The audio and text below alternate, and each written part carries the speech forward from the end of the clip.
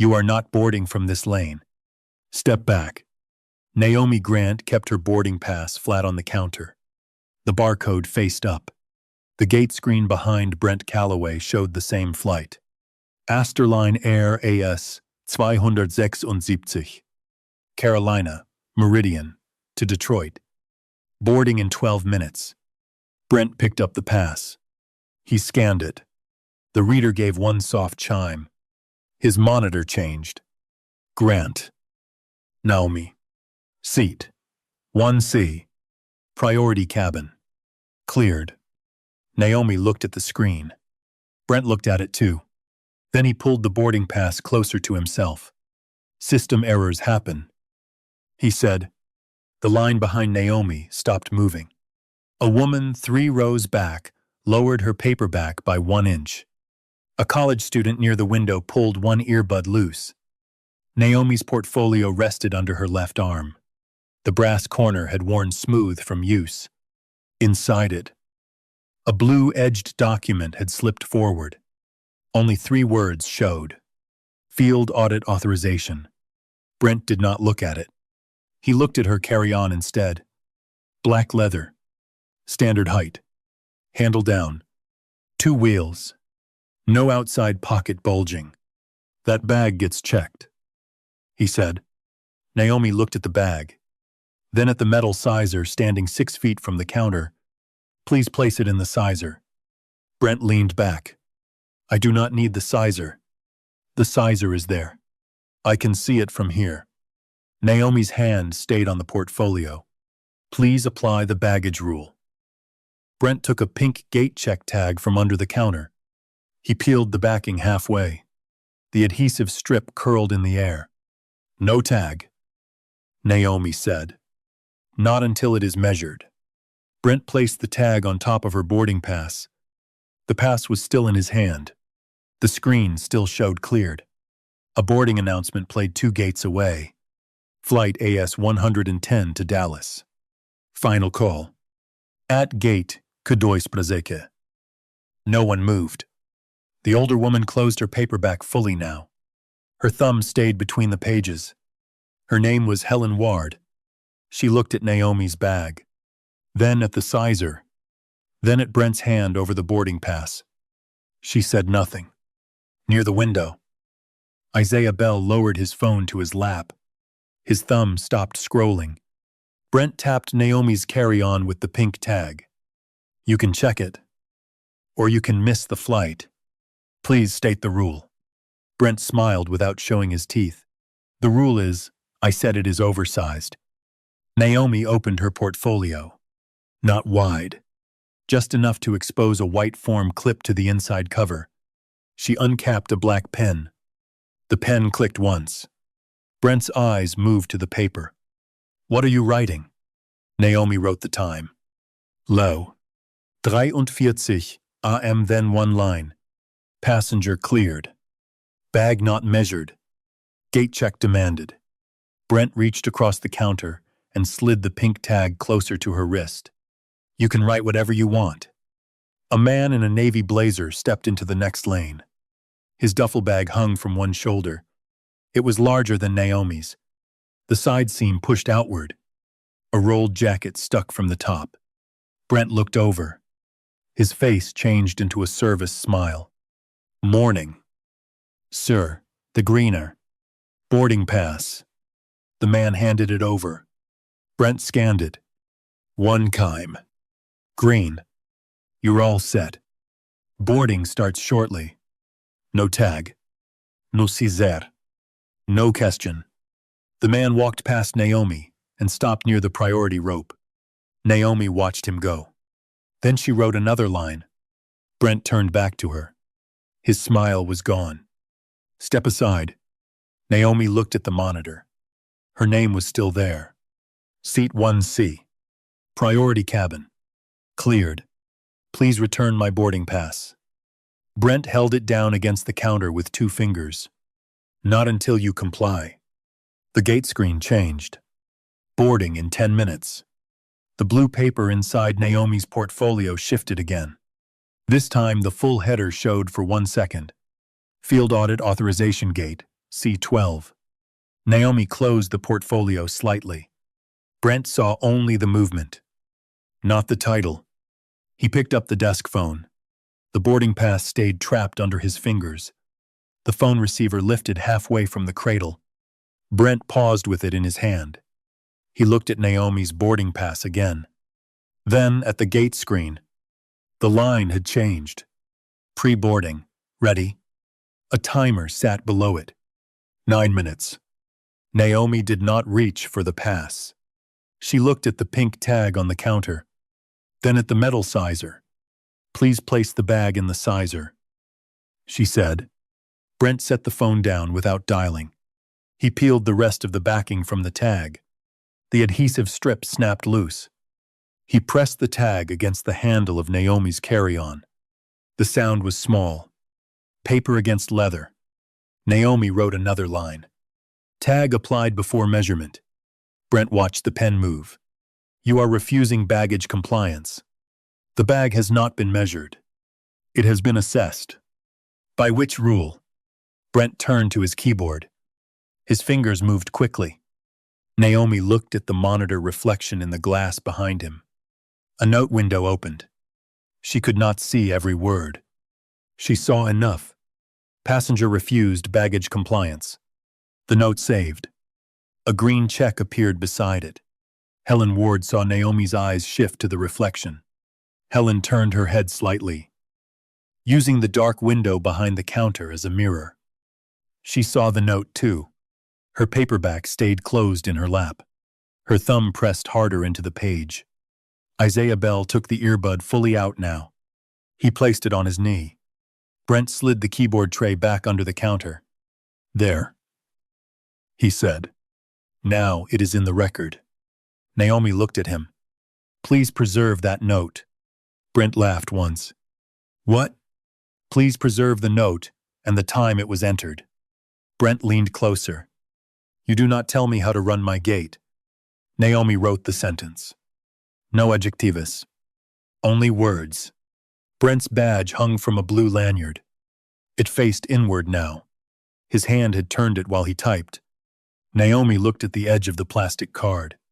Please provide your full name and employee ID. Brent. Full name and employee ID. That is enough. Naomi's pen moved. Employee ID is visible on the badge, she said. Brent looked down. The bottom of the card had rotated outward again. Bece. 9042. He caught it and pressed the badge flat against his chest. Too late. Naomi wrote the number. The next passenger stepped to the adjacent lane. A man with a gray coat and a black roller bag. The bag's front pocket was swollen. A second pair of shoes pressed against the zipper. Brent's coworker looked at the bag, then at Brent. Brent waved the man forward. Morning. Detroit. Yes. Boarding pass. The scanner chimed. The man's bag stayed beside him. No tag. No Césaire. No note. The man moved to the priority rope. Naomi watched the wheels roll past the metal sizer. The bag did not touch it. She wrote one more line. Larger bag permitted without measurement. Brent turned back. His jaw moved once. Are you finished? No. Then finish somewhere else. Naomi looked at the screen. Grant. Naomi. Seat 1C. Cleared. I am still waiting for my boarding pass. Brent picked it up. He did not return it. He placed it beside the keyboard. Out of her reach. Then he reached for the pink tag again and pulled the attached strip tight around the handle of her carry-on. The plastic loop clicked closed. Naomi looked at the locked tag. Then, at him. Please remove the tag until the bag is measured. No. Please call the station manager. I am the station manager for this gate. Helen Ward's head lifted. Isaiah Bell looked up from his phone. Naomi opened the portfolio a little wider. A duty roster was visible for 1 second. Station manager. Marion Valle. Naomi closed it again. Brent had not seen the page. He had seen the movement. His hand went to the desk phone. This time he dialed. Brent held the phone close to his mouth. His other hand stayed on Naomi's boarding pass. "This is Calloway, at Gate C12. He said. "I need airport security." Naomi wrote the time. Low. 47 a.m. Brent looked at her pen. Then he spoke louder. "Passenger is refusing to clear the counter. Refusing baggage compliance.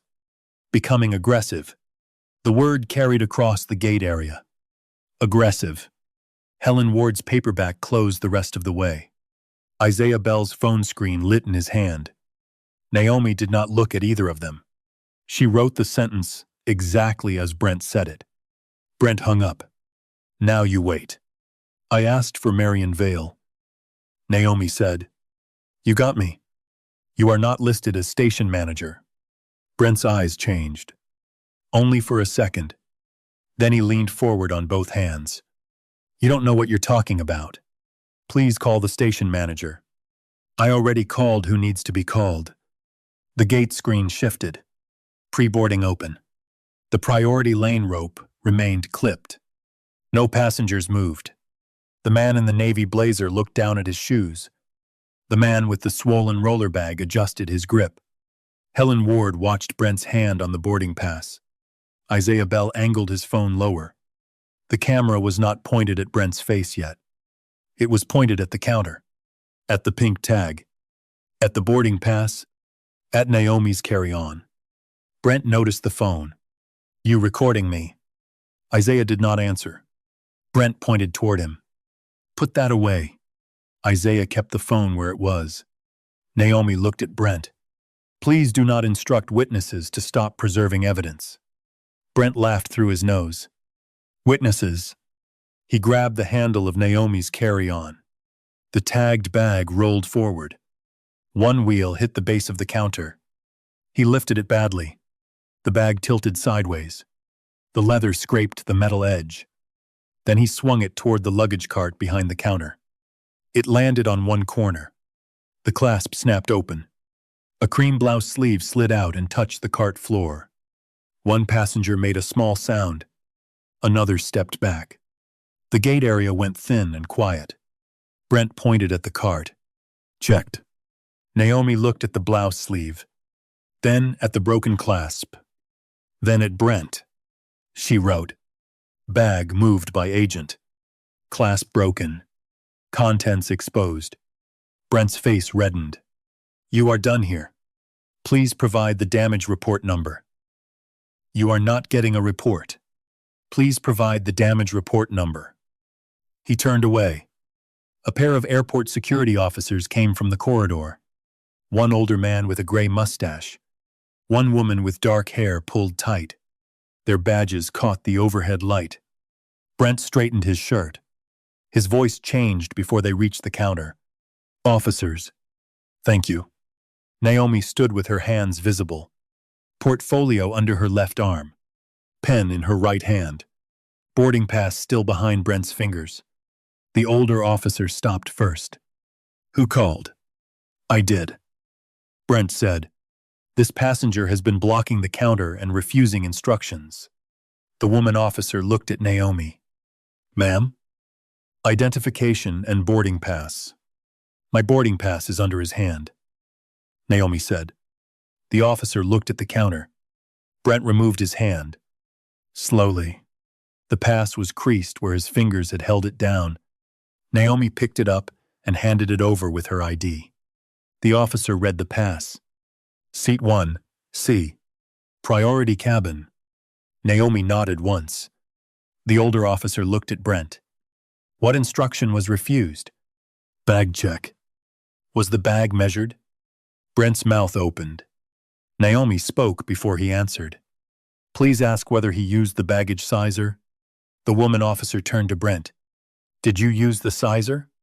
Brent looked toward the metal frame 6 feet away. "No. I made a visual assessment." Helen Ward stood. Not fully forward yet. Just standing. Isaiah raised his phone to chest height. The red recording dot was visible on his screen. Brent saw it. His jaw tightened. "I have authority to deny boarding," he said. The older officer looked at Naomi's carry-on on the luggage cart. The cream blouse sleeve lay against the dirty metal. The pink tag was locked around the handle. The clasp hung broken. "Did you move the bag?" he asked. Brent did not answer right away. The gate screen behind him changed again. Boarding delay. Counterhold. Naomi wrote the new status. A system delay had entered the record. Brent did not answer the officer's question. He reached for Naomi's boarding pass instead. The woman officer moved one step closer. "Sir," she said, "leave the document on the counter." Brent looked at her, then at Naomi, then at the passengers standing behind the rope. His fingers closed around the pass. Naomi watched his hand. The pass bent once, then tore. A clean rip through the barcode. One half stayed in his right hand. The other half fell flat on the counter. The gate area stopped. No wheels rolled. No paper moved. The boarding screen stayed on hold. Counter hold. Brent dropped the torn half beside the first one. "She is denied boarding," he said. The older officer looked at the two pieces, then at Brent. "Did you just destroy her boarding document?" Brent's breath came through his nose. "She was non-compliant." Naomi picked up the two halves. She aligned the torn barcode. Then she opened her portfolio and slid both pieces into a clear sleeve. The sleeve already held the pink tag backing. The time was written beneath it. Low. 51 a.m. Isaiah Bell stepped forward. "I have the bag on video," he said. Brent turned toward him. "No one asked you." The woman officer turned instead. "I am asking now." Isaiah held the phone up. The screen showed Brent lifting the carry-on. The wheel, striking the counter base. The bag landing on the luggage cart. The clasp opening. The blouse sleeve falling out. No sound played. It did not need to. Helen Ward came forward next. Her paperback was still in one hand. Her finger still held the page. She did not raise her voice. Helen said. Brent stared at her. Helen kept her eyes on the officers. She asked for the bag to be measured. She asked for the rule. She asked for the station manager. He called security instead. Brent's mouth tightened. She was blocking operations. Helen looked at the screen. Operations stopped after he held her boarding pass. The older officer wrote that down. Naomi closed her portfolio. "Please preserve the gate note," she said. The woman officer looked at Brent. "What gate note?" Brent said nothing. A sound came from the corridor. Fast footsteps. A man in a dark coat came around the corner with a manila folder under one arm. His lanyard was not blue. It was black with a silver corporate strip. It opened doors beyond the terminal. Brent saw the lanyard first, then the folder. The man stopped beside Naomi. "Direct to Grant," he said. "The Gate C-12 complaint file." The words landed without volume. Brent's face emptied. The older officer looked from the man to Naomi. "Director." The man placed the folder on the counter. "Naomi Grant, Regional Director of Compliance and Field Audits." Asterline air. No one spoke. The gate screen behind Brent changed again. "Boarding hold supervisor required." Naomi opened the folder. 14 printed complaints sat inside. Each clipped. Each dated. 11 carried the same employee name. Brent Calloway. B.T. 9042. Under the complaints sat a single authorization page. Blue edge. Signed. Ready. Naomi placed her field audit form on top of it. The ink was still fresh. She turned the form so the officers could read it. "Selective baggage enforcement," she said. Her voice stayed even. "Failure to apply sizer procedure. Refusal to provide employee identification. False claim of supervisory authority. False security report. Passenger property mishandling. Boarding document. Destruction. Brent gripped the counter. You should have said who you were. Naomi looked at the torn boarding pass in the clear sleeve. Then at him. That is why the audit is blind. Elias Mercer opened the complaint folder wider. The top complaint showed the same gate. Same time range. Same pattern. Helen Ward looked at the page. Isaiah's phone kept recording. The older officer stepped between Brent and the counter. Sir, he said, move back from the documents. Brent did not move at first. Then his hands left the counter. Naomi looked toward the operations corridor. Call Marion Vale, she said. Elias lifted his radio. Station manager to gate C12. Now. Marion Vale arrived in less than 3 minutes. She came from the operations corridor with her glasses in one hand and a radio clipped to her blazer. Her pace slowed when she saw the counter. 2 security officers. 1 corporate lanyard. 1 torn boarding pass in a clear sleeve. 1 carry-on on the luggage cart with a broken clasp. The gate screen still read. Boarding hold supervisor required. Marion stopped beside Elias Mercer. Who initiated the hold? The system did, Elias said, after the boarding document was destroyed. Marion looked at Brent, then at Naomi. Director, Grant. Naomi handed her the portfolio. No greeting. No explanation. Just the documents. Marion opened it on the counter. The field audit form was on top. Below it sat the complaint file. Below that, the suspension authorization. Marion read the first page. Her eyes moved line by line. Selective baggage enforcement. Sizer. Not used. False gate note. Employee ID refused. Station manager title falsely claimed. Security called before supervisor. Passenger property damaged. Boarding document torn. She turned 1 page. 14 complaints. 11 with Brent's name. Same gate. Same shift range. Same language in the closure notes. Marion looked at the security officers. Did you witness the boarding pass being torn? The older officer nodded. Yes. Did you witness the bag condition? We saw the bag on the cart after the call. The passenger states the agent moved it. Video appears to show the movement. Isaiah held up his phone. Marion looked at him. Submit that through the evidence portal. Naomi pulled 1 card from the back of her portfolio and handed it to Isaiah. The card had a QR code. Asterline Air Compliance Evidence Intake. Isaiah scanned it. A form opened. He typed his name. The file upload bar appeared. Helen Ward stepped forward with her paperback still in her hand. I can give a statement. Marion nodded. Elias took out a witness form and handed it to Helen with a pen. Helen placed the paperback on a nearby seat. Her finger left the page. She started writing. Brent stood behind the counter. His hands were at his sides. His badge faced outward now. Bajce 9042. Marion closed the complaint file. Mr. Calloway. Brent swallowed.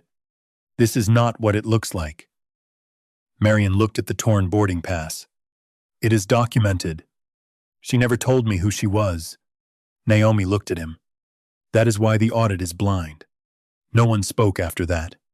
Marion picked up the blue-edged authorization page.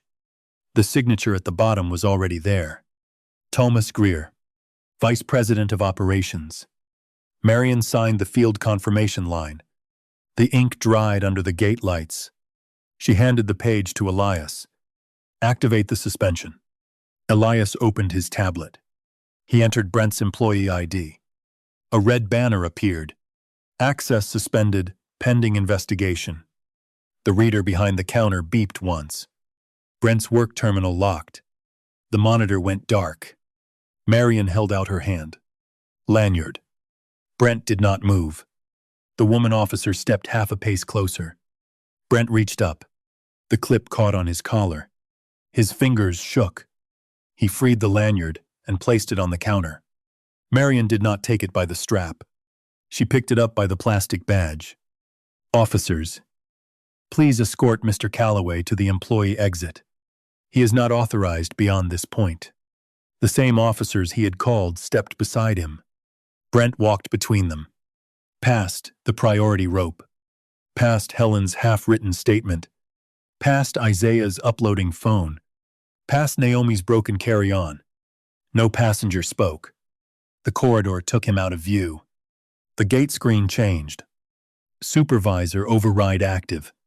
Marion turned to the printer. She entered Naomi's record. The printer clicked. A fresh boarding pass slid out. Grant. Naomi. Seat 1C. Priority cabin. Cleared. Marion placed it flat on the counter. Not under her fingers. Not pushed with a pen. Flat. "Your boarding pass." Naomi took it. Elias opened a damage report. He photographed the carry-on. Broken clasp. Exposed fabric. Pink tag attached before measurement. Helen signed her statement. Isaiah's upload completed. A confirmation number appeared on his phone. Evidence received. Timestamp locked. The priority rope unclipped. Boarding resumed at gate C12. Same passenger. Same seat. Correct. Record. The investigation opened before Flight AS 276 reached Detroit. Marion Vale filed the emergency incident report from gate C12. She attached the field audit form. The complaint file. The suspension authorization. The torn boarding pass scan. The damage report. Helen Ward's witness statement. Isaiah Bell's uploaded video. The evidence portal locked the package at 7:18 a.m. No one could edit it. Only add to it. By noon, the file reached Thomas Greer's desk. He read the first page, then the gate note, then the complaint summary. 14 complaints in 18 months. 11 naming Brent Calloway. 3 closed without passenger follow-up. 2 closed with no video review. 1 closed while the witness form was still blank. Thomas opened the audit scope. Gate. Kudojsprezeche. All shifts. 18 months. All baggage disputes. All security calls. All denied boarding notes. All discrimination-related complaints. Brent Calloway was terminated 48 hours later. The final employment code entered into his file was short. Gross misconduct. False security report. Passenger property damage. Discriminatory conduct substantiated. His badge stopped opening Asterline doors. His terminal login returned one message. Access revoked. No transfer. No reassignment.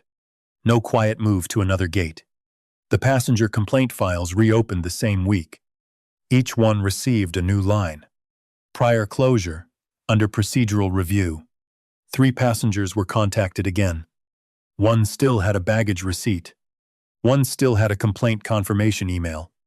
1 sent a photo of a boarding document folded in half after being handed back damaged. Those files were added to the audit. Then the station review widened. It did not stop with Brent. 2 shift leads had signed closure summaries without checking video. 1 customer service manager had marked 3 complaints as resolved without contacting the passengers. Their access changed first. Then their schedules disappeared from the roster. 1 was reassigned pending review. 2 were suspended. Their closure notes stayed in the system. A correction line was attached under each one. Manager review incomplete. Evidence not fully examined. Asterline mailed correction notices to the passengers whose reports had been closed under those managers. The letters were short. No slogan. No apology paragraph long enough to cover the record. Your complaint was closed without complete procedural review. The closure has been reopened and corrected. Each letter carried a new case number. Each case number opened to a live review file. Not a dead inbox. Not an archived ticket. A live file. One passenger replied within 20 minutes. Another replied the next morning. The third sent one sentence. I kept the original boarding pass. That scan became part of the audit. Helen Ward received a copy of her witness statement by mail. At the bottom, a new line had been added. Statement accepted. Record corrected. Isaiah Bell received an evidence confirmation email. His video file number appeared in the audit index. Asterline Air issued a public statement the following Monday. Thomas Greer stood at a podium with the company logo behind him. He did not call it a misunderstanding. He did not call it a bad morning. He said the company had allowed a complaint pattern to remain open without action. Then he announced the new procedure. Automatic review. After 3 complaints in 6 months. External audit of discrimination. Related complaints from the last 2 years. Mandatory bias and de-escalation training for customer-facing staff. Supervisor approval required for boarding denial. Security calls preserved with audio and timestamp. Baggage disputes tied to a sizer photo or written exception code. The program received a name in the operations manual. Grant Protocol. Asterline added one more line beneath it. Quarterly compliance review required. Results reported to executive operations and outside counsel. Naomi did not attend the press conference. She was in a conference room in Detroit, reading the gate audit export on a laptop. The false note stayed in the system. It was locked. A correction was attached below it. Original entry. Passenger refused baggage compliance. Corrected entry. Bag not measured before gate check tag. Passenger remained cleared for boarding. Status. Original entry preserved for audit. The first quarterly review came 90 days later. 37 baggage disputes were checked. 9 security calls were sampled. 4 denied boarding notes were reviewed. 1 denial lacked a supervisor ID. The system rejected it. 1 baggage dispute had no sizer photo. The app sent it back. 1 manager tried to close a discrimination complaint alone. The button stayed gray. A message appeared. Second review required. Naomi read that line twice. Then she moved to the next page. The district attorney reviewed the security call. The video showed Naomi standing still with her hands visible. The gate audio carried Brent's report. Aggressive. Blocking. Refusing to clear. The charges came 3 weeks later. False report to airport security. Property damage. The plea was entered 2 months after that. Brent stood in court in a gray suit. His voice stayed low. Guilty. The judge entered probation. Civil rights. Community service. Restitution for damaged property. A written apology filed with the court.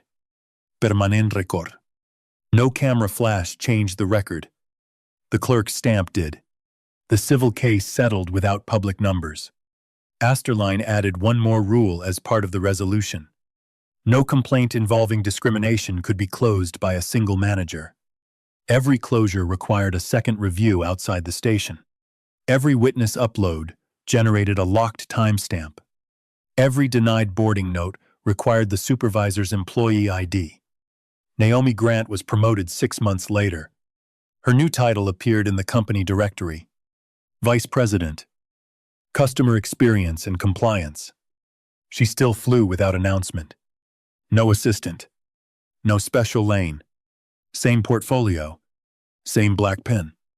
At gate, Kudois Prezeke. The metal sizer was moved closer to the counter. A small camera faced it. 6 months after the incident, a passenger placed a carry-on inside. The bag fit.